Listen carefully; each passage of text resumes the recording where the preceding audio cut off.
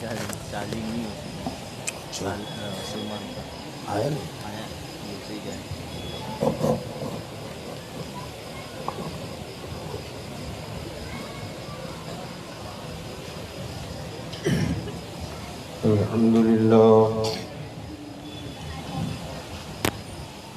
الحمد لله نحمده ونستعينه ونستغفره ونؤمن به ونتوكل عليه ونعوذ بالله من شرور أنفسنا ومن سيئات أعمالنا من يهده الله فلا مضل له ومن يضلله فلا هادي له ونشهد أن لا إله إلا الله وحده لا شريك له ونشهد أن سيدنا ونبينا ومولانا وملجانا ومأوانا محمدا عبده ورسوله أما بعد فأعوذ بالله من الشيطان الرجيم بسم الله الرحمن الرحيم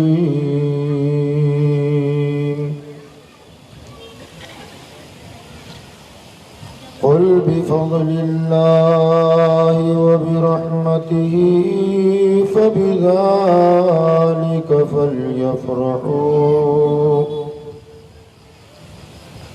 فليفرحوا خير مما يجمعون صدق الله مولانا العلي العظيم وبلغنا رسوله النبي الأمين المتين الكريم ونحن على ذلك لمن الشاهدين والشاكرين والحمد لله رب العالمين. منبر نور پر رونق افروز باب خیر و معزز علماء ملت اسلامیہ دیگر حاضرین مجلس، السلام علیکم ورحمۃ اللہ وبرکاتہ.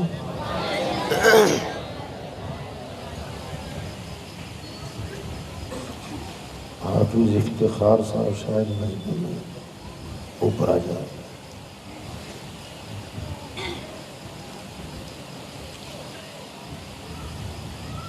آئیے ہم اور آپ مل کر سب سے پہلے آقا نامدار مدنی تاجدار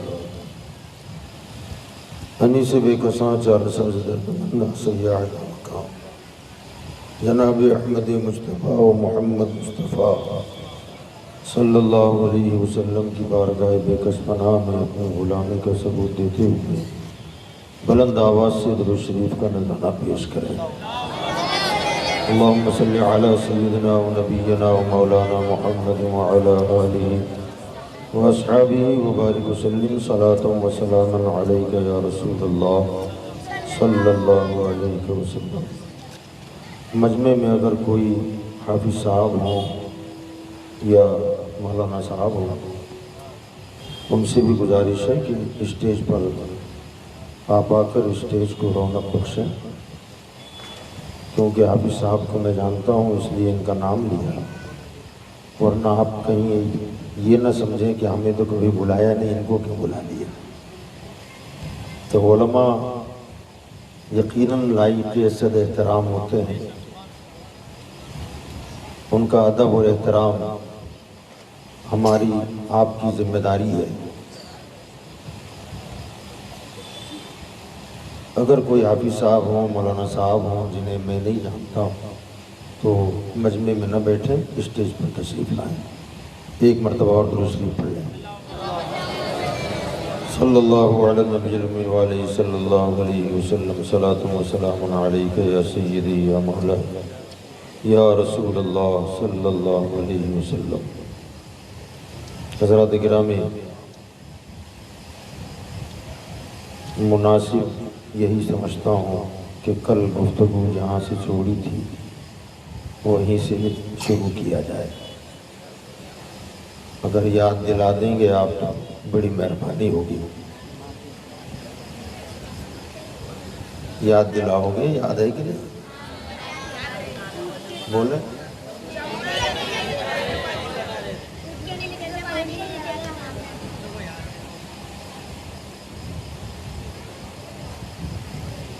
ہم نے یہ بتایا تھا کہ ہمارے آقا صلی اللہ علیہ وسلم کے دادا جان جناب عبد المطلب رضی اللہ تعالیٰ عنہ کہ اونٹ کے پیر کے نیچے سے پانی کا چشمہ ابل پڑا، جہاں سے ہم موضوع کو ہم نے دوسری طرف منتقل کیا تھا کہ جب پانی کا چشمہ ابل پڑا اور آپ نے اپنے مخالف گروپ کو بھی پانی لے جانے اور پینے کی دعوت دی، حالانکہ جب یہ لوگ پیاس سے موت کے قریب تھے تب ان لوگوں نے پانی نہیں دیا تھا۔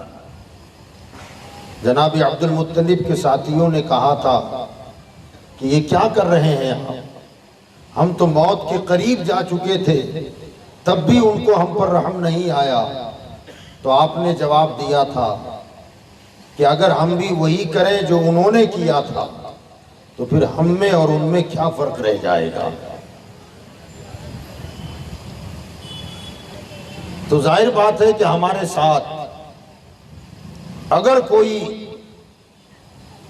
ہمارے خاندان کا فرد ہو یا کوئی اور مسلمان اگر برائی کرے تو اس برائی کا بدلہ ہمیں برائی سے نہیں دینا ہے، نفرت کا بدلہ نفرت سے نہیں دینا ہے، نفرت کا جواب محبت سے دے، پیار سے دے، اینٹ کا جواب پتھر سے نہ دے، اپنے اخلاق کو بلند رکھے، اخلاق کو اونچے رکھے۔ تو میں نے کل یہ بھی بتایا تھا کہ بعض لوگوں کی گویا عادت ثانی ہوتی ہے، انہیں اطمینان ہی نہیں ملتا جب تک کہ آپ کو پریشان نہ کریں۔ ہوتا ہے نا اس میں، آپ کتنی بھلائی کرو اس کے ساتھ مگر وہ اپنی فطرت سے باز نہیں آتا، تو پھر کبھی کبھی آدمی عاجز رہ جاتا ہے۔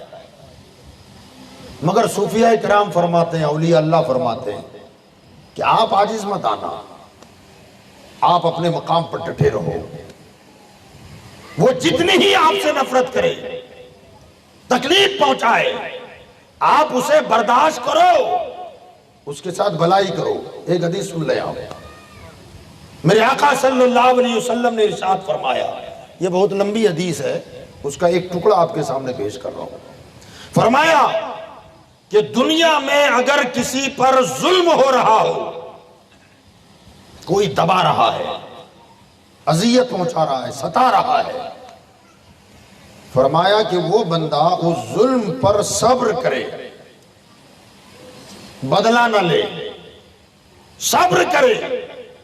میرے آقا فرماتے ہیں میں خدا کی قسم کھا کے کہتا ہوں کہ اللہ ظالم کو ذلیل کر دے گا اور مظلوم کو عزت عطا فرمائے گا۔ اور ایک وقت ایسا آئے گا کہ جس نے تجھے دبایا، ستایا، اللہ تعالیٰ اسے تیرے قدموں میں بیٹھنے پر مجبور کر دے گا۔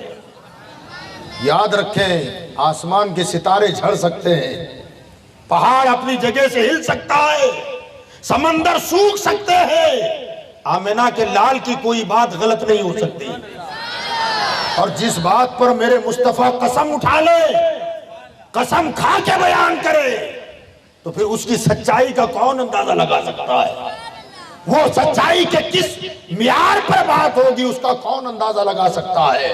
بہرحال بعض لوگوں کی عادت اور فطرت ہوتی ہے، تو ہم وہی بتانا چاہتے تھے کہ حضرت سیدنا محبوب الہی نظام الدین اولیاء دریائے جمنا کے کنارے وضو کرنے کے لیے بیٹھے، پانی بہ رہا ہے، آپ جانتے ہیں کہ جانور کیڑے مکوڑے کچھ تو خشکی کے ہوتے ہیں اور کچھ دریائی ہوتے ہیں، ہے نا بھائی؟ خشکی کے جانور ہوتے ہیں، خشکی کے کیڑے مکوڑے ہوتے ہیں، اور کچھ آبی ہوتے ہیں، دریائی پانی میں رہتے ہیں۔ پانی والے کو باہر نکالے تو زندہ نہ رہے، اور باہر والا پانی میں گر جائے تو زندہ نہ رہے۔ اسی طریقے سے ان کیڑوں میں ایک کیڑا ہے بچھو، دیکھا ہوگا خشکی پہ رہتا ہے۔ اب وہ دریا کے کنارے کنارے جمنا کے کنارے کہیں جا رہا تھا، حضرت وضو کر رہے ہیں، وہ کنارے سے لڑک کر پانی میں گرا، ذہن حاضر رکھیے گا، پانی میں گر گیا۔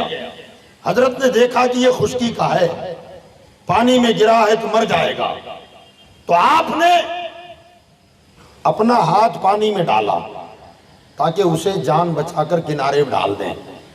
جیسے ہی ہاتھ ڈالا اسے اٹھایا تو اس نے ڈنک مارا۔ اب بچھو کی عادت ہے، ڈنک جیسے ہی مارا تو تکلیف ہوتی ہے بہت شدت کی، آپ کا ہاتھ کانپ گیا اور پھر پانی میں گرا۔ حضرت نے پھر ہاتھ ڈالا، پھر نکالنا چاہا تو پھر ڈنک مار دیا، پھر پانی میں گر گیا۔ حضرت نے تیسری مرتبہ پھر ہاتھ ڈالا اور زور سے ذرا جلدی میں کنارے پھینک دیا۔ اللہ کا شکر ہے ہاتھ سن ہو گیا ہے، سحر چڑھ گیا۔ ساتھ میں مریدین تھے، مرید کہنے لگے حضرت کیا کر رہے ہیں؟ وہ بار بار ڈنک مارتا جا رہا ہے اور آپ ہیں کہ اس کی جان بچانے میں پڑے ہوئے ہیں، چھوڑ دیتے اس کو۔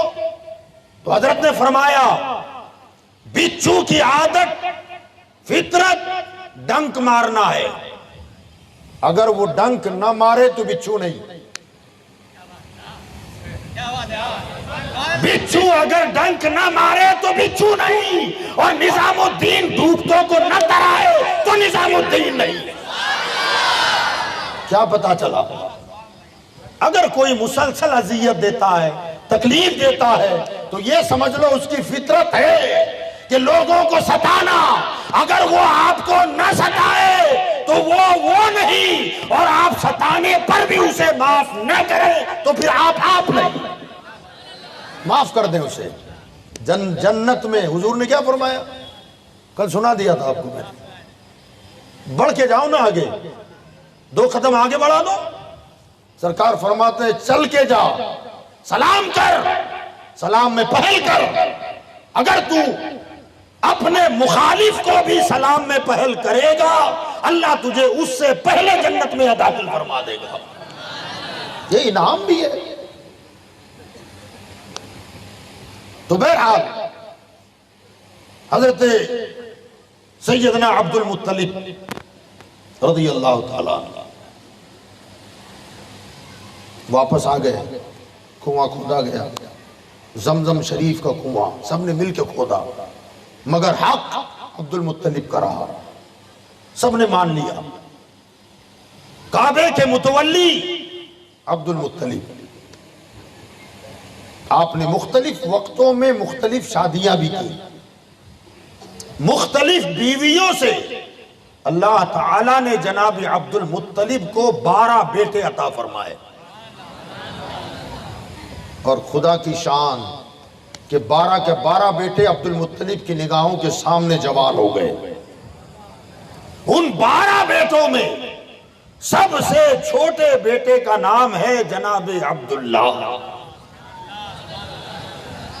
سارے بیٹوں میں سب سے حسین، سب سے خوبصورت، بے مثل و بے مثال، مہائب الدنیا کے مصنف نے سیرت میں لکھا ہے حضرت محدث عبدالحق محدث دہلوی نے لکھا ہے کہ جب عبد المطلب کے بیٹے جناب عبداللہ جوان ہوئے نا تو مکہ میں ایسا لگتا تھا کہ جناب یوسف علیہ السلام کا زمانہ پلٹ آیا ہے. جناب یوسف کا زمانہ، وہ زمانہ کیسا زمانہ تھا؟ قرآن پاک میں اس کا تذکرہ ہے کہ جناب زلیخا ان پر عاشق ہو گئی، اور جب اس کی سہیلیوں نے تانا دیا کہ غلام کو تو نے دل دے دیا ہے، تو جناب زلیخا نے کہا تھا اے میری سہیلیوں، تم نے یوسف کو دیکھا کہاں ہے؟ اگر تم یوسف کو دیکھ لیتی تو مجھے یہ تانا کبھی نہ دیتی. سہیلیاں کہنے لگی کہ زلیخا آج ہمیں دکھا دے کہ آخر وہ یوسف ہے کیسا.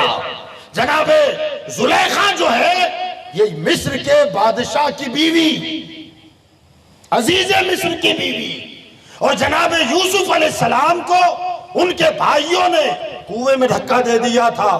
ایک قافلے نے کنویں سے نکالا، مصر کے بازار میں جا کے بیچا، اور بیچا تو عزیز مصر نے اپنے گھر کے کام کے لیے خریدا، اور جب اس کے گھر میں گئے تو اس کی بیوی نے حسن و جمال دیکھا تو دل و جان سے فدا ہو گئی. سہیلیوں نے تانا دیا.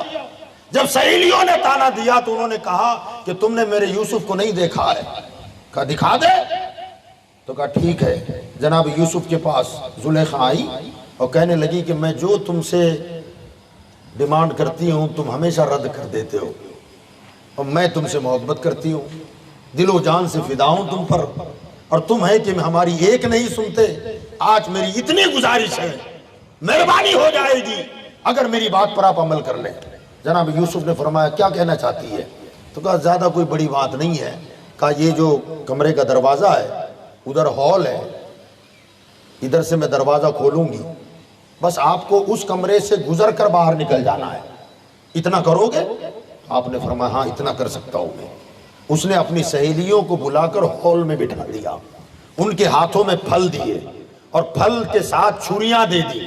کہا میں دروازہ کھولوں گی، میرا یوسف یہاں سے گزرے گا، یوسف کو دیکھتے جانا اور ہاتھوں والے پھل کو کاٹ دینا. انہوں نے کہا ٹھیک ہے کاٹ دیں، کوئی مسئلہ نہیں ہے. اب انہوں نے ہاتھ میں چھریاں لے لی، پھل لے لیے، اور لے کر کے انتظار میں ہے کہ یوسف آئے گا اور پھل کٹے گا. اب جیسے ہی جناب یوسف کا دروازہ کھلا اور آپ جیسے ہی باہر نکلے دروازے کے، تو ان عورتوں نے ان کے حسن و جمال کو دیکھ کر اپنے حواس قابو میں نہ رکھ سکے، پھل ہاتھ سے چھوٹ گئے، انگلیاں کٹ گئی. قرآن کہتا ہے لَقَطَّعْنَا أَيْدِيَهُنَّ، انہوں نے اپنے ہاتھوں کو کاٹ لیا اور جناب یوسف گزر گئے. وہ عورتیں بول پڑی کہ اے زلیخا یہ یوسف انسان نہیں اللہ کا فرشتہ معلوم ہوتا ہے. نعرہ تکبیر، نعرہ رسالت، جشن عید میلاد النبی، بلبل باغ رضا. سبحان اللہ سبحان اللہ. اعلیٰ حضرت فاضل بریلوی رحمت اللہ علیہ فرماتے ہیں حسن یوسف پہ کٹی مصر میں انگشت زنا. حسن یوسف پہ کٹی مصر میں انگشت زنا، عورتوں کی انگلیاں کٹ گئیں. یا رسول اللہ سر کٹاتے ہیں تیرے نام پہ مردان عرب. تھوڑا سا شعر کو آسان کر دوں، سمجھا دوں نا. اعلیٰ حضرت حضور کی بارگاہ میں عرض کرتے ہیں یا رسول اللہ جناب یوسف علیہ السلام کا حسن تھا، مصر کی عورتیں تھیں، مصر کی، اور عورتیں یوں بھی مردوں کے مقابلے میں ناقص العقل ہوتی ہیں. ہوتی ہے کہ نہیں ہوتی؟ کچھ بولو. ہاں بڑا عجیب مزاج ہوتا ہے عورتوں کا، بہت عجیب مزاج. اب تو مرد بھی اسی ڈگر پہ چل پڑے ہیں، ہے نا. حضرت علامہ عبد المصطفیٰ اعظمی رحمۃ اللہ علیہ نے اپنی ایک کتاب میں لکھا ہے، اس کو حقیقت ہے یا نہیں واللہ عالم، لیکن حضرت نے لکھا ہے. فرماتے ہیں کہ ایک آدمی کو صبح صبح وامٹ ہو گئی، الٹی کر دی اس نے. اب جیسے الٹی کری تو وومیٹنگ اس کی جیسی گری زمین پر, تو ہوا سے اڑتا ہوا کچھ کالی چیز آ گئی, اس میں آ کے چپک گئی. تو اس کی بیوی نے دیکھا, یہ کہنے لگی کہ یہ آپ کے پیٹ سے کیا نکلا ہے کالا؟ تو اس نے کہا مجھے نہیں معلوم کیا نکلا ہے, عورت تو عورت ہے. اس نے اپنے پڑوسن کو بتایا, میرے شوہر نے الٹی کی آج, ان کے پیٹ میں سے کالا کپڑا نکلا اتنا بڑا. وہ کالی چیز تھی تھوڑی سی, وہ گر گئی باہر سے آ کے. پڑوسن کو بتایا کالا کپڑا نکلا ہے. پڑوسن نے اپنی پڑوسن کو بتایا. ہمارے ادھر والی جو پڑوسن ہے نا, اس کے شوہر کو الٹی ہوئی آج, کہ اس کے پیٹ میں سے مرغی کا کالا بچہ نکلا ہے. اس نے اپنے پڑوسن کو بتایا. کیا بتایا؟ کہ میرے پڑوسن کی جو پڑوسن ہے نا, اس کے شوہر کو آج الٹی ہوئی, اس میں کالا بکری کا بچہ نکلا ہے. اس نے اپنے پڑوسن کو بتایا. تو اس نے کیا بتایا؟ کہ اس کے پیٹ سے کالی بکری نکلی ہے. اب کوئی حقیقت جاننے کی کوشش نہیں کر رہا ہے, سچائی جاننے کی کوشش نہیں کر رہا ہے. اس لیے کچھ بتایا, اس سے تھوڑا بڑا کر کے آگے بڑھا دیا, تھوڑا بڑا کر کے آگے بڑھا دیا. اب یہ عورتوں کا مزاج تو تھا, مردوں میں بھی شروع ہو گیا ہے, بڑوں میں بھی شروع. بہرحال میری ماں بہنیں بھی سن رہی ہیں آواز, الحمدللہ. میں ان عورتوں کی بات کر رہا ہوں جو حضرت علامہ صاحب نے لکھی ہے, ورنہ ہمارے یہاں کی رتن جی نگر کی عورتیں تو بہت اچھی ہیں, اللہ کا شکر ہے. اور جو بیان سن رہی ہے وہ تو بہت ہی اچھی ہے, وہ بہت ہی اچھی ہے, کیونکہ مجھے بیان کے بعد گھر بھی جانا ہے. اللہ ان کو سب کو سلامت رکھے.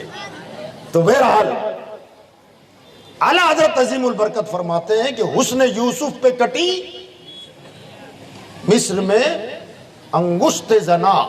انگشت کہتے ہیں انگلی کو, زن مانا عورت, زنا زن کی جمع ہے. جناب یوسف کے حسن کو دیکھ کر مصر کی عورتوں کی انگلیاں کٹ گئی. اب یہ دونوں مصروں کا موازنہ آپ کریں, اس کو تولیں. سر کٹاتے ہیں تیرے نام پہ مردان عرب, وہاں مصر کی عورتیں ہیں, یہاں عرب کے مرد ہیں. وہاں حسن یوسف ہے, یہاں نام مصطفیٰ ہے. وہاں انگلیاں ہیں اور یہاں مردوں کے سر ہے. وہاں کٹ رہی ہے اور یہاں کٹائی جا رہی ہے. نعرہ تکبیر, نعرہ رسالت, جشن عید میلاد النبی, حسن مصطفیٰ, بلبل باغ رضا. سبحان اللہ سبحان اللہ. ظاہر بات ہے کٹ جانے اور کاٹنے میں فرق ہے نا. کٹانا اور ہے, کٹ جانا اتفاقی ہوتا ہے, اتفاقاً کٹ جانا ہے. وہاں کٹاتے ہیں, یہاں کٹتی ہے. یہاں انگلیاں ہیں, وہاں سر ہے. انگلی والی عورتیں ہیں, سر کٹانے والے مرد ہیں. انہوں نے حسن دیکھ کر انگلیاں کٹوائی, انگلیاں کٹ گئی, اور انہوں نے نام مصطفیٰ سن کر گردنیں کٹوا دی. اتنا فرق ہے. تو جس کا نام ایسا ہو کہ گردنیں کٹوا دے, وہی نور مصطفیٰ عبداللہ کے پاس تھا. تو علماء مورخین نے لکھا ہے جناب عبداللہ کے زمانے میں ایسا لگتا تھا کہ گویا دور یوسف پلٹ کے آ گیا. عورتیں گھروں سے باہر نکل کر جب گزرتے تھے نا جناب عبداللہ, تو عورتیں گھروں کی چھتوں سے, کھڑکیوں سے, گلیوں میں باہر نکل کر جناب عبداللہ کا دیدار کر لیا کرتی تھی. ہزاروں عورتیں آپ پر مستانہ وار فدا ہو چکی تھی, مگر باپ کس کا ہے, والد کس کے ہیں, کبھی اپنی آنکھ کو اوپر اٹھا کر نہیں دیکھا. سینکڑوں حسین و جمیل خواتین آپ کا نظارہ کرنے آتی, مگر کیا مجال کے کبھی غلطی سے بھی کسی عورت کی طرف جھانک کر کے دیکھا ہو. شرمیلی نظر، ہمیشہ نیچے سر اپنے راستے سے گزر رہے ہیں، کبھی کسی عورت کی طرف نہیں دیکھا، کیونکہ جناب مصطفیٰ کے نور کی امین جو تھے، امین تھے۔ نوجوانوں، آج تو حال یہ ہے کہ ہم خود ہی تاک جھانک کرتے ہیں۔ ہاں وہاں تو دیکھنے میں آتی تھی، مگر کبھی کسی عورت کی طرف غلطی سے بھی نظر اٹھا کے ایک نظر دیکھا اور دوسری مرتبہ زندگی میں کبھی نہیں نظر ڈالی۔ جناب عبداللہ کے حوالے سے آسمانی کتابوں میں ان کے اوصاف بھی بیان تھے، توریت میں، انجیل میں، کہ پیغمبر آخر الزماں کے والد کی علامات یہ ہوگی۔ وہ علامات ان کے پسینے سے بھی مشک کی خوشبو آتی تھی۔ جناب عبداللہ کبھی خانہ کعبہ میں چلے جاتے نا، تو روایتوں میں آیا ہے کہ کعبے کے اندر جو بت تھے وہ دھڑا دھڑ گرنے لگ جاتے، چیختے تھے کہ یہاں سے جلدی جاؤ۔ آپ نے اپنے والد سے بتایا کہ میں جب جاتا ہوں تو اندر کے بت اوندے منہ گر جاتے، تو آپ نے فرمایا بیٹا تم ادھر نہ جایا کرو، کیونکہ نور مصطفیٰ کی ہیبت۔ بت شکن آیا یہ کہہ کر منہ کے بل بت گر پڑے۔ بت سے ابھی حضور نہیں آئے، ابھی تو ابا کا جلوہ ہے، والد کا جلوہ ہے، اندر ان کے پیشانی میں نور مصطفیٰ ہے، تو بتوں پر یہ ہیبت۔ جب مصطفیٰ جان رحمت دنیا میں آئے ہوں گے تب عالم کیا رہا ہوگا۔ جیسے جیسے جوانی کی طرف ان کے قدم بڑھتے گئے، یہودیوں کے سینوں پر سانپ لوٹنے لگا۔ یہودی سمجھتے تھے نبوت و رسالت ہمارے باپ کی جاگیر ہے، ہمارے ہی خاندان میں نبی و رسول آئیں گے، کیونکہ جناب ابراہیم سے لے کر جناب عیسیٰ علیہ السلام تک ہزاروں ہزار پیغمبر جو دنیا میں آئے ہیں، یہ سب کے سب بنی اسرائیل میں آئے ہیں۔ بنی اسرائیل میں جناب اسحاق علیہ السلام، حضرت ابراہیم کی کتنے بیٹے ہوئے؟ 2۔ بولیں آپ کتنے بیٹے؟ ایک بیٹے کا نام ہے جناب اسحاق علیہ السلام اور دوسرے بیٹے کا نام ہے جناب اسماعیل علیہ السلام۔ سمجھ گئے آپ؟ تو جناب اسحاق کی اولاد میں اولاد در اولاد نبیوں کی لائن لگی ہوئی ہے، ہزاروں نبی، مگر جناب اسماعیل علیہ السلام کی اولاد میں ایک بھی نبی نہیں۔ اب چونکہ تسلسل تھا نبیوں کا، لائن لگی ہے ہزاروں کی تعداد میں، تو ان کا گمان یہ تھا کہ آخری پیغمبر بھی اسی خاندان میں آئیں گے، مگر اللہ تعالیٰ نے نبی آخر الزماں صلی اللہ علیہ وسلم کو بنی اسحاق میں نہ پیدا فرما کر بنی اسماعیل میں پیدا کر دیا۔ اچھا یہ بھی ایک قابل غور بات ہے کہ دونوں جناب ابراہیم کے بیٹے، ٹھیک ہے، اور دونوں پیغمبر، اسحاق علیہ السلام بھی پیغمبر اور جناب اسماعیل علیہ السلام بھی پیغمبر۔ اللہ تعالیٰ کی قدرت، اس کی شان بے نیازی، ایک بیٹے کی اولاد میں نبی نبی نبی رسول نبی رسول نبی رسول، اور یہ بیٹے کی اولاد میں کوئی نہیں۔ سب سے اخیر میں آمنہ کے لال کو بھیجا۔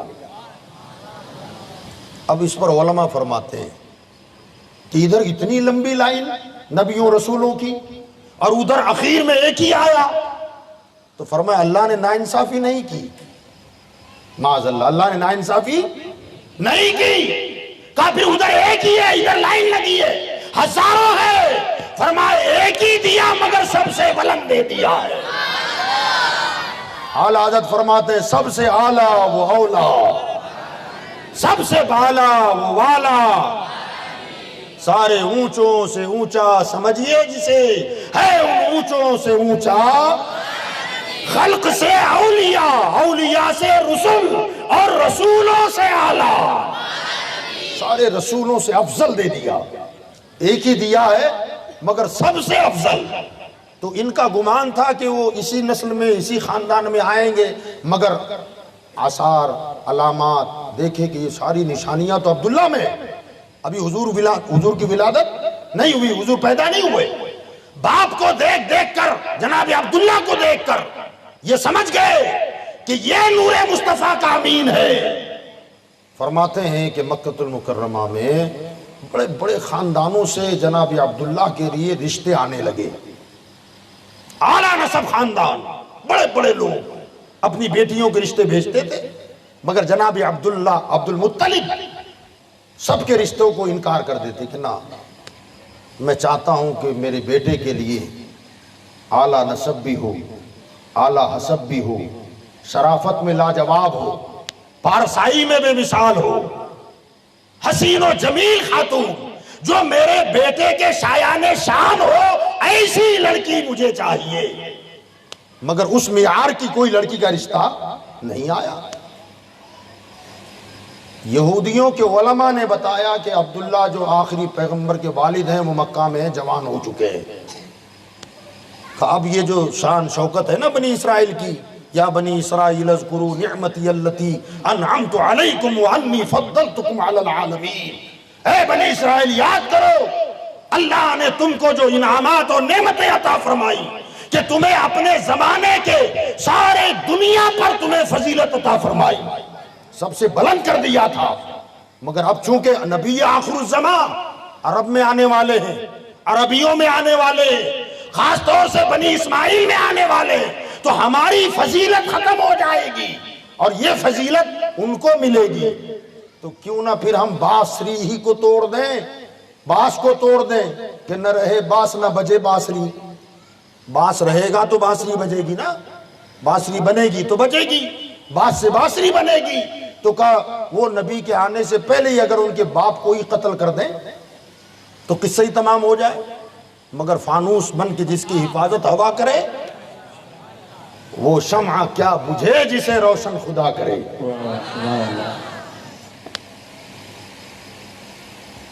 تقریباً 70 یہودی، کتنے؟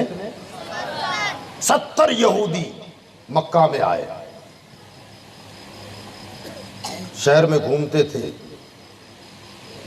پہچان لیا عبداللہ یہ ہے، اور پھر شہر سے باہر جنگل میں بکھرے ہوئے الگ الگ جگہوں پر، جب بھی موقع مل جائے تو ان کو قتل کرنا ہے بس۔ ایک دن جناب عبداللہ جنگل میں شکار کے لیے تشریف لے گئے، تو انہوں نے دیکھا کہ یہ نکل رہے ہیں، اپنے سارے ساتھیوں کو بلا لیا، جنگلوں میں پہنچے، وہاں پر مدینہ منورہ کے ایک عظیم قبیلے کے سردار جناب وہاب اپنے کسی کام سے جنگل گئے ہوئے تھے۔ اب مکہ المکرمہ کے گھر گھر میں جناب عبداللہ کی شرافت، دیانت، ایمانداری، شرم و حیا، پاکیزگی کے چرچے ہوتے تھے۔ ہر بیٹی کا باپ چاہتا تھا کہ کاش یہ لڑکا میرا داماد بن جائے، کیونکہ اتنا حسین کسی نے دیکھا ہی نہیں تھا کسی کو۔ تو یہ صاحب جو ہیں وہاں جنگلوں میں کسی کام سے گئے تھے، جناب عبداللہ کو دیکھ لیا انہوں نے، دیکھا یہ اپنا کام کر رہے ہیں، جناب عبداللہ شکار کی غرض سے، اچانک 70 یہودیوں نے ننگی تلواروں کے ساتھ جناب عبداللہ کو گھیر لیا، قتل کر دیں گے۔ جناب عبداللہ رضی اللہ تعالیٰ عنہ نے بھی اپنی تلوار نکالی۔ حضرت وہاب کہتے ہیں جو مکہ کے ایک بڑے قبیلے کے سردار، وہ کہتے ہیں کہ میرا دل میں آیا کہ میں ان دشمنوں سے عبداللہ کا دفاع کروں، بچاؤں، مگر پھر تھوڑی دیر کے لیے سوچا کہ 70 آدمی ہیں، ہم 2 آدمی کیا مقابلہ کریں گے، کہیں ہم کو ہی نہ قتل کر دیں۔ اسی سوچ میں تھے، فرماتے ہیں کہ 70 لوگوں نے جناب عبداللہ پر وار کرنا شروع کر دیا، اور جناب عبداللہ ہیں کہ سب کے واروں کو روک رہے ہیں، اپنا دفاع کر رہے ہیں، مگر اکیلا آدمی 70 لوگوں کا کب تک مقابلہ کرتا؟ آپ یہ منظر دیکھ رہے ہیں دیکھنے والے، اچانک فرماتے ہیں کہ آسمانوں کی طرف سے سبز پوشاک پہنے، گھوڑوں پر سوار، ننگی تلوار کے ساتھ اتر رہے ہیں اترنے والے، اور آ کر کے 70 یہودیوں کو جگہ پر ختم کر دیا، اور جناب عبداللہ سے کہا کہ آپ اطمینان سے گھر چلے جائیں، اور آئندہ خیال رکھنا، اکیلے مت نکلا کرنا، ہم تو اللہ کی طرف سے تمہاری حفاظت کے لیے آ گئے۔ اب جناب وہاب نے جو دیکھا، یہ منظر اپنی آنکھوں سے دیکھا، اب سنیں جناب وہاب کہتے ہیں کہ محبت تو پہلے بھی تھی اس نوجوان سے، محبت پہلے نہیں تھی، اس کی شرافت، دیانتداری، ایمانداری، باحیا باغیرت جوان تھا، مگر اب یہ منظر دیکھ کر اس محبت نے عقیدت کا روپ اختیار کر لیا۔ میرے دل میں اب تعظیم بڑھ گئی، عزت بڑھ گئی، بلکہ میں عاشق ہو گیا ان کا کہ یار یہ جوان کوئی معمولی جوان نہیں ہے، جس کی حفاظت کے لیے آسمان سے مدد آتی ہے، یہ جوان کوئی معمولی نہیں ہو سکتا۔ اپنے دل میں یہ بات بٹھا لی، کہا کیا بچہ ہے عبد المطلب کا، کیا جوان ہے عبد المطلب کا۔ اپنے گھر آئے، ان کے یہاں ایک جوان، حسین، پاک دامن، پارسا، طیبہ، طاہرہ بیٹی تھی، جس بچی کا نام تھا آمنہ۔ گھر آئے اپنی بیوی کے پاس، اپنی بیوی سے کہتے ہیں آج تو عجیب منظر دیکھا ہے۔ کہا کیا دیکھا؟ کہ عبد المطلب کا چھوٹا بیٹا ہے نا عبداللہ، کہ کیا لگتا ہے کیسا ہے بچہ؟ تو کہا اس بچے کو کیا دیکھنا ہے، مکہ تو مکہ ہے، پورا عرب تو عرب ہے، ہم تو کہتے ہیں پوری دنیا میں اس جوان کا جواب نہیں ہے۔ کہا آج میں نے ایک عجیب منظر دیکھا۔ کہا کیا دیکھا؟ وہ پورا واقعہ انہوں نے بیوی سے بیان کیا۔ کہا اچھا ایسا ہوا، آسمان سے مدد اتری، دشمنوں کو قتل کر لیا؟ کہا ہاں۔ جناب وہاب کہنے لگے اپنی بیوی سے کاش کہ میری آمنہ کا رشتہ اس سے ہو جائے۔ آپ کی بیوی نے کہا کہ جائیے تو، قسمت آزمائی میں جاتا کیا ہے، قسمت آزمائی میں جاتا کیا ہے، اور میری بیٹی میں کمی کیا ہے؟ اللہ کا شکر ہے، جیسے وہ جوان پاک دامن ہے ایسے میری بیٹی بھی پاک دامن ہے، جیسے وہ نور کا مجسمہ ہے میری بیٹی بھی پاکیزہ نورانیت لیے ہوئے ہے۔ جا کر کے عبد المطلب سے بات تو کریں۔ اس کو بھی یاد رکھیے آپ، ایک مسئلہ بیان کرنے چلا ہوں، ذہن میں رکھو گے انشاءاللہ۔ عموماً ہمارا رواج یہ پڑ گیا ہے، بیٹی کا باپ ہے نا تو وہ کسی لڑکے کو رشتہ دے نہیں سکتا، ہے نا ایسا؟ بیٹی کا باپ ہے، کوئی لڑکا پسند آئے، خاندان پسند آ جائے، لوگ پسند آ جائیں تو لڑکی والا رشتہ لے کر جائے گا؟ جاتا ہے آپ کے یہاں؟ اگر گیا تو لوگ کہیں گے کیا آدمی ہے یار، بیٹی کا رشتہ لے کے خود آ گیا۔ بیٹے والے رشتہ ڈالتے ہیں نا، بیٹے والا لڑکی والوں کے وہاں لے جائے گا رشتہ لے کے۔ یاد رکھیں، اس سوچ کو نکال دیں، شریعت میں اس کی کوئی گنجائش نہیں ہے۔ سیدہ آمنہ کا رشتہ لے کر بیٹی کا باپ جا رہا ہے لڑکے کے گھر، گیا۔ بہرحال ممکن ہے کوئی یہ کہہ دے کہ حضرت یہ تو اس زمانے کی بات کر رہے ہیں جب شریعت کے احکامات نافذ ہی نہیں ہوئے تھے، قرآن اترا نہیں تھا، شریعت کا قانون نافذ نہیں ہوا تھا۔ تو میں کہتا ہوں یہ پہلے ہی کی بات نہیں ہے، اس کے بعد بھی ایسا ہوا ہے، اور سینکڑوں مرتبہ ہوا ہے، بلکہ ہزاروں مرتبہ ہوا ہے۔ نہیں جانتے آپ، حضرت سیدہ حفصہ، حضرت عمر کی بیٹی، حضرت عمر کی بیٹی شادی ہو چکی تھی، بالکل جوانی، 18 سال کی عمر تھی لڑکی کی، جوان شوہر داماد حضرت عمر کا ایک جنگ میں غالباً میدان بدر میں شہید ہو گئے۔ جوان بیٹی، شادی کو بمشکل 6-7-8 مہینہ ہوا تھا، بیوی بیوہ ہو گئی، بیٹی بیوہ ہو گئی جوانی میں۔ حضرت عمر فرماتے ہیں کہ میں مسلسل سوچتا رہا کہ یار اتنی کم عمری میں میری بچی بیوہ ہو گئی، کوئی اولاد نہیں ہے۔ اور یہ زمانہ وہ زمانہ تھا کہ ادھر حضرت عثمان کی بیوی کا انتقال ہو چکا تھا، حضرت عثمان کی بیوی ہمارے آقا کی بیٹی انتقال ہو گیا۔ انہوں نے سوچا کہ میری بیٹی بیوہ ہے، حضرت عثمان غنی کی بیوی کا انتقال ہو گیا، اس سے بہتر رشتہ اور کیا ہو سکتا ہے؟ حضرت عمر خود چل کر عثمان غنی کے پاس گئے، اور بیٹی کا باپ جا کے ڈائریکٹ دولہے سے بات کر رہا ہے۔ کیا کہتے ہیں؟ حدیثوں میں آیا ہے، حضرت عمر کہتے ہیں عثمان میری بیٹی حفصہ کے بارے میں آپ کا کیا خیال ہے؟ حضرت عثمان نے کہا کہ آپ کی بیٹی حفصہ کو کیا دیکھنا، ماشاءاللہ بڑی حسین ہے، خوبصورت ہے، سلیقہ مند ہے، وفا شعار ہے، پابند صوم و صلات ہے، کسی چیز کی کمی نہیں ہے۔ تو حضرت عمر نے کہا کہ عثمان تمہاری بیوی کا انتقال ہو گیا، میرے داماد کا انتقال ہو گیا، میں چاہتا ہوں کہ میری بیٹی کے ساتھ تم نکاح کر لو۔ اگر ناجائز ہوتا تو حضرت عمر کرتے ایسا؟ پھر ہم کیوں کر رہے ہیں؟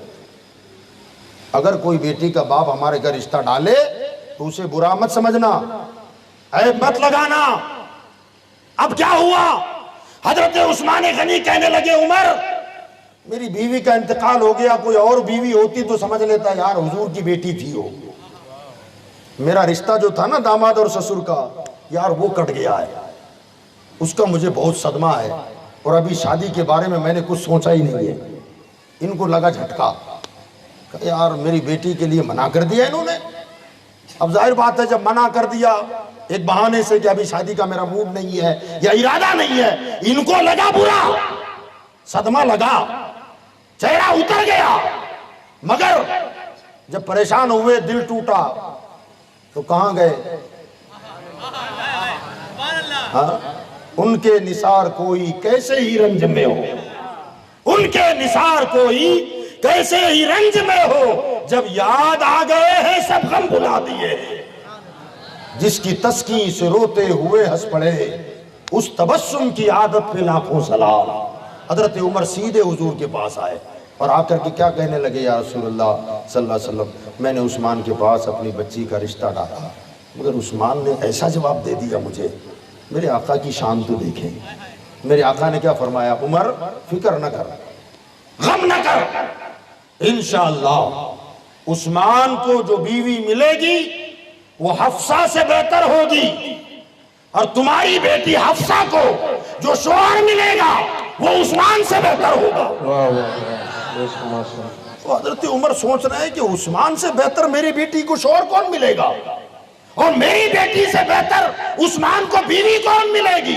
فرماتے کچھ دن کا عرصہ گزرا، میرے مصطفیٰ نے دوسری بیٹی عثمان غنی کے ساتھ شادی کرا دی، حضور کی بیٹی ان کے نکاح میں آئی، ان کا نکاح ہوا۔ فرمایا حضرت عمر فرماتے ہیں کہ سرکار نے فرمایا تھا کہ میری بیٹی سے بہتر عثمان کو بیوی ملے گی، تو ظاہر بات ہے میری بیٹی سے تو بہتر ہے حضور کی بیٹی نا، افضل ہے نا حضور کی بیٹی کا، بہتر مل گئی، مگر اب میری بیٹی کو کون ملے گا؟ فرماتے کچھ دن گزرے، میرے آقا نے خود میری بیٹی کے لیے رشتہ ڈال دیا۔ حضرت عمر فرماتے ہیں کہ میں نے اپنی بیٹی کا نکاح میرے مصطفیٰ کے ساتھ کر دیا، اب بیٹی کو شوہر میرے آقا، ادھر عثمان کی بیوی میرے آقا کی بیٹی، ہو گیا نا بات برابر۔ تو مسئلہ یہ بتا رہا تھا میں کہ اگر کوئی بیٹی کا باپ آپ کے گھر میں لڑکا ہے، اچھا ہے، خاندان آپ کا اچھا ہے، اور کسی لڑکی والوں کے آپ کا گھر آپ کا بیٹا پسند آ جائے، اگر سامنے سے وہ رشتہ ڈال دے تو آپ اسے معیوب نہ سمجھیں، کوشش کرو گے انشاءاللہ۔ ہاں یہ سسٹم نکال دیں، وہ لڑکی والے بھی بیچارے ڈرے رہتے ہیں کہ ابھی کسی کو بولوں گا تو کیا بولیں گے، یار خود کی بیٹی کی بات کر رہا ہے، بھئی یہ کوئی بری بات نہیں ہے۔ بہرحال جناب عبداللہ عبد المطلب کے پاس آئے، آ کر کے کہا اے قبیلہ قریش اور بنو ہاشم کے سردار، ایک گزارش لے کے آیا ہوں، اگر قبول کر لیں تو زہے نصیب۔ کہا بتائیے کیا بات ہے؟ کہا میری بیٹی آمنہ ہے نا؟ تو کہا ہاں، میری خواہش ہے کہ تم اپنے بیٹے عبداللہ کے لیے قبول کر لیں۔ جناب عبد المطلب نے کہا کہ اب اے وہب میں ایسی ہی لڑکی کی تلاش میں تھا، بالکل میرے بیٹے کے شایان نشان ہے، پارسا ہے، پاک دامن ہے، طیبہ ہے، طاہرہ ہے، مجھے رشتہ منظور ہے۔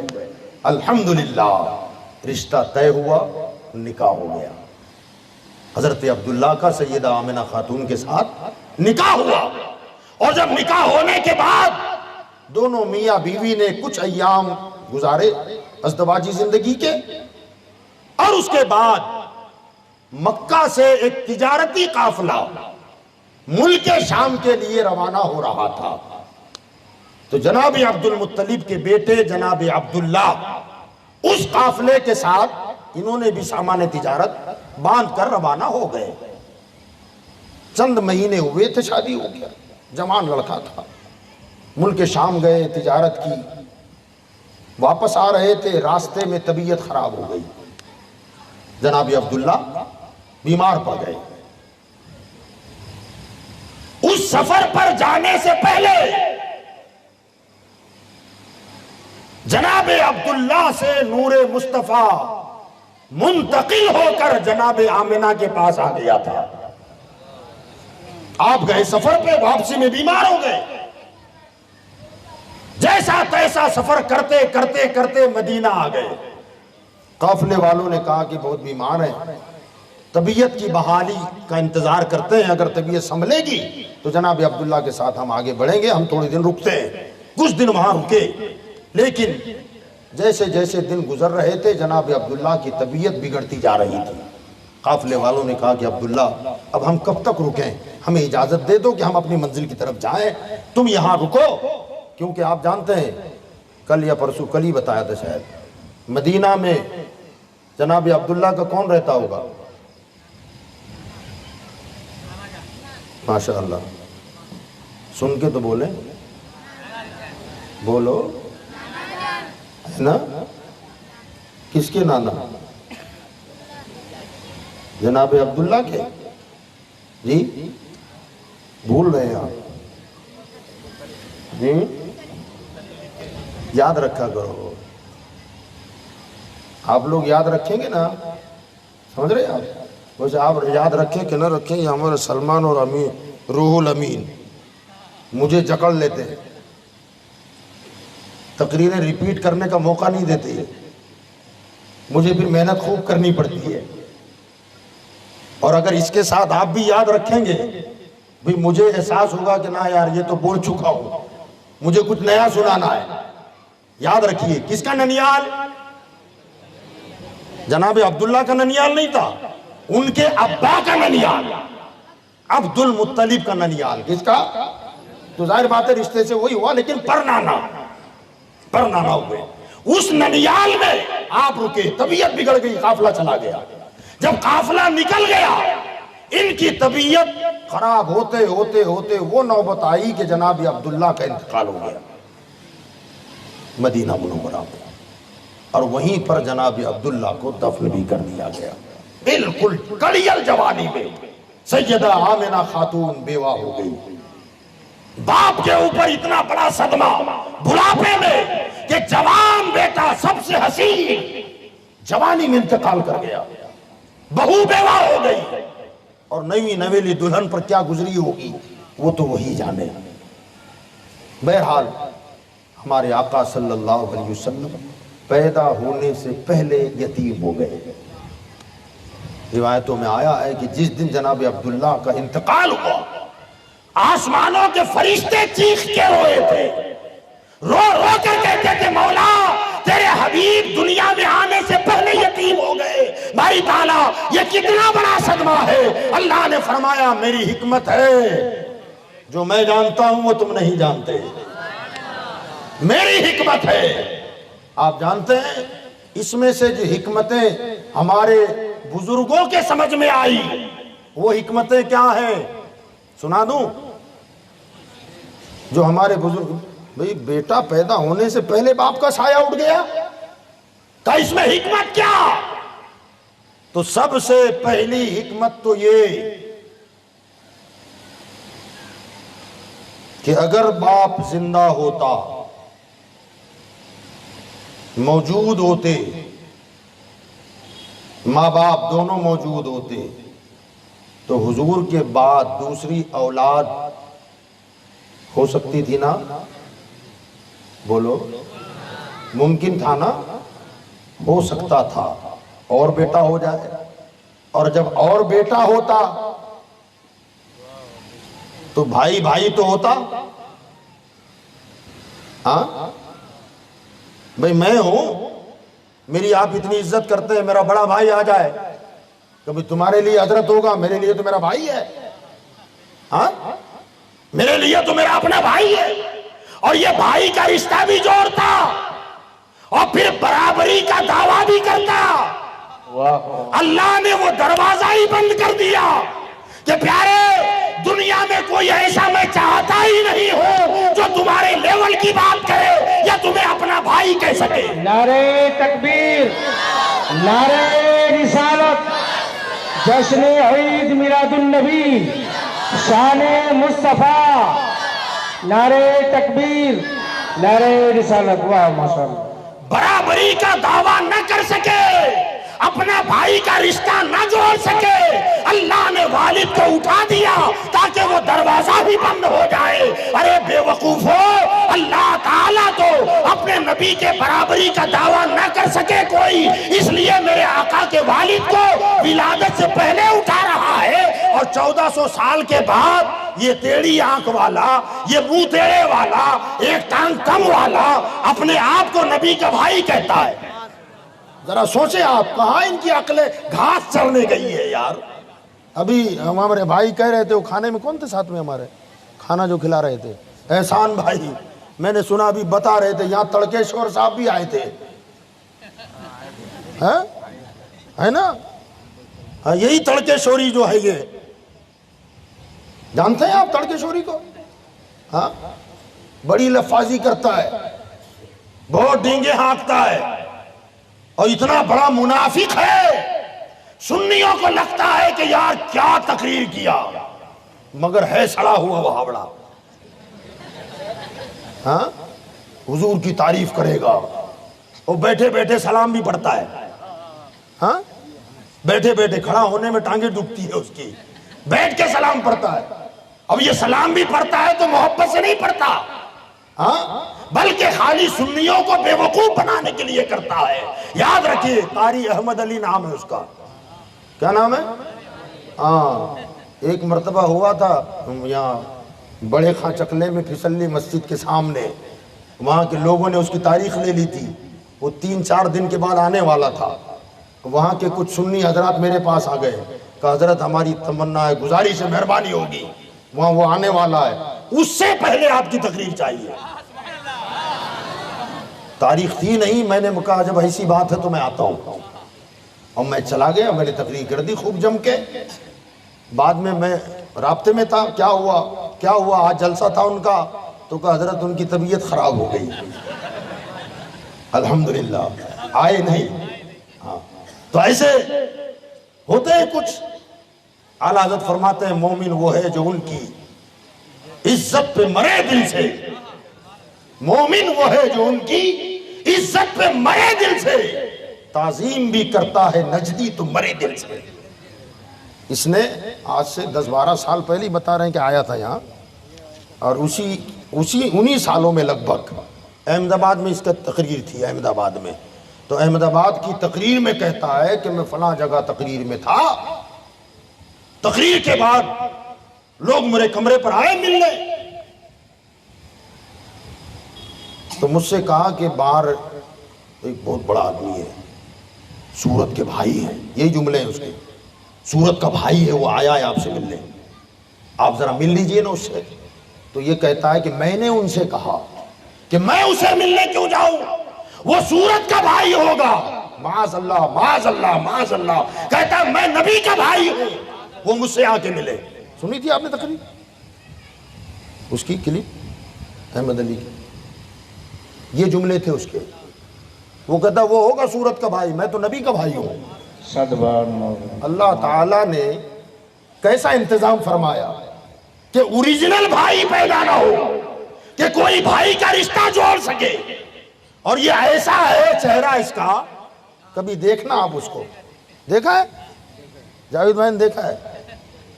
میں سمجھتا ہوں کہ اس کا چہرہ دیکھ لینا کوئی تو دن بھر کھانا نہ ملے، اس کا چہرہ ایسا ہے، اللہ رحم فرمائے۔ بہرحال اللہ تعالیٰ نے ایک حکمت کے تحت، میں ایک حکمت بتائی ہے، یہ دوسری حکمت جانتے ہیں آپ؟ ہمارے آقا صلی اللہ علیہ وسلم کی عمر جب 6 سال ہوئی نا، تو والدہ کا بھی انتقال ہو گیا، والدہ بھی چلی گئی، ابا بھی چلے گئے، اب 6 برس کی عمر میں دونوں کا انتقال۔ فرمایا دوہری یتیمی، علماء فرماتے اس میں بھی اللہ کی حکمت ہے۔ کیا حکمت؟ کہ آگے چل کر مصطفیٰ کی شان بلند ہونے والی ہے، پوری دنیا میں ڈنکا بجے گا، شان و شوکت کے فریرے لہرائیں گے، اور عالم یہ ہوگا کہ فرش والے تیری شوکت کا علو کیا جانے، خوش روا عرش پہ اڑتا ہے فریرا تیرا۔ اب ظاہر بات ہے جب میرے مصطفیٰ کی شان بلند ہوگی डंके बजेंगे वाहवाही के और माँ बाप भी होंगे तो क्या कहेंगे माँ बाप, देखा ना मेरे बेटे को मैंने कैसी तालीम दी, बड़ी मेहनत करके इसको परवरिश किया है मैंने, बड़ी अच्छी तरबियत दी है, तब जाकर के ऐसा बना है। जाहिर बात है इनके वालिद, इन उलमा के वालिद अगर इनके डंके बजने लगे तो इनके माँ बाप क्या कहेंगे, हमने बड़ी मेहनत की हमारे बच्चों के लिए, आला स्कूल में तालीम दिलाई, बड़े इदारे में दाखिल करवाया, ऐसी गुर्बत थी उतनी गरीबी में पाला, उनको भी पैसे भेजता था और आज बच्चा इतना बड़ा आलिम बना है। यकीनन हर बंदा कहेगा वाह आपने क्या अपने बेटे को बनाया। तो माँ हो या बाप हो एहसान जताएगा ना, मैंने ऐसा किया तब बेटा ऐसा बना, मैंने ऐसा किया तब बेटा ऐसा बना।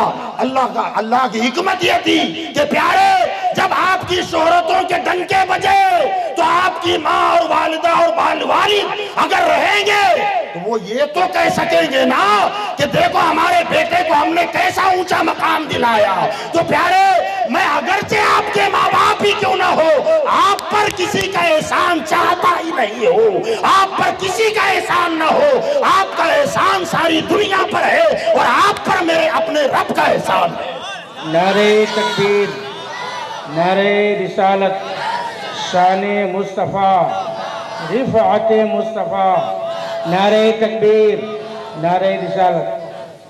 बहरहाल वालिद का इंतकाल हो गया, वालिदा उम्मीद से थी। सैयदा आमिना फरमाती है कि मैं हामिला हूं, मुझे पता ही नहीं था, मुझे पता ही नहीं कि मैं उम्मीद से हूं, वरना उमूमन औरतों को ये पॉसिबल नहीं है। जो हमारी माँ है, बहन है, बेटी है, उम्मीद से हो जाए और उसे पता ना चले, मुमकिन है ऐसा? जी बच्चे बोल रहे हैं, बड़े बोलिए ना, ऐसा नहीं हो सकता। अलामतें जाहिर होने लग जाती है, अलामतें जाहिर होने लग जाती है, खुद उसे महसूस होने लगता है। पहले पहल तो यह होता है कि हैज का आना बंद हो जाए, एक बात वहीं से अंदाजा हो जाता है।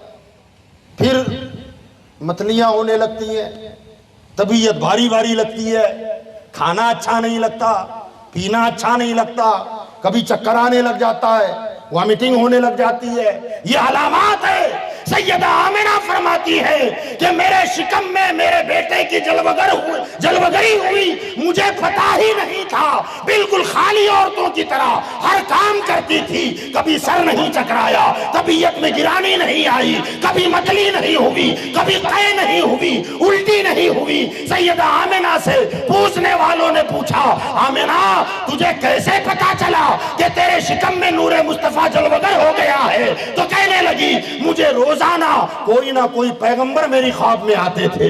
पहले तो जनाबे आदम आए, कहा आमिना मुबारक हो, तेरी गोद में अल्लाह का आखिरी पैगंबर जलवगर होने वाला है, नबियों का ताजदार पैदा होने वाला है, तू उनकी उस नूर की अमीन है। दूसरी रात आई, जनाब इब्राहिम ख्वाब में आए, तीसरी रात आई, जनाब मूसा ख्वाब में आए, और ये मुझे बशारत देते थे।